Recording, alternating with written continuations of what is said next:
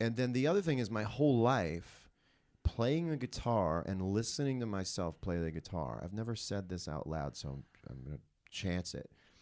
Has always been a way for me to get my confidence back, no matter what happened to me in my life. Right. So I would go home after high school, after the day of school, and I would play like hammering out the dents in me.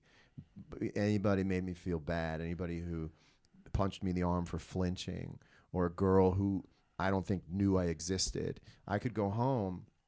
And I kind of felt like it was 21 Jump Street in some weird way.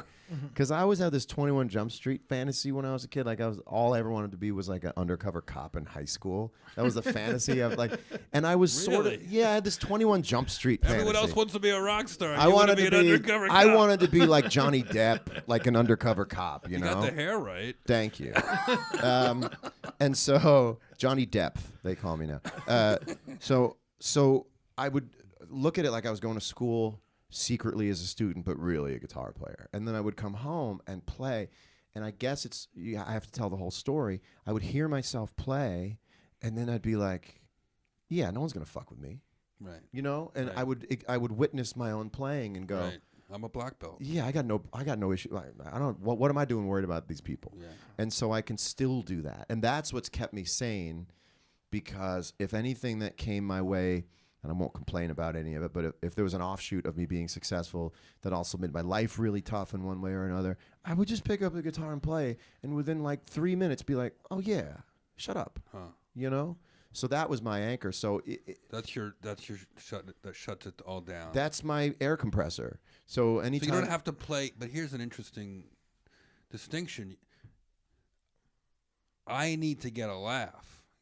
Can you just play by yourself in your room when you're a teenager and that was enough? Yeah. Oh yeah. See, a comedian, you need an audience, I fantasized about the audience. And I put everyone in the audience that bothered me that day. I put them all in there in my head. And I'd play along to CDs, and this was well before GarageBand, well before anything you could jam along to. In my day, and I know I speak for a lot of guitar players around my age and older, we played along to records and ignored the guitar playing on the records and pretended it wasn't there and played over it.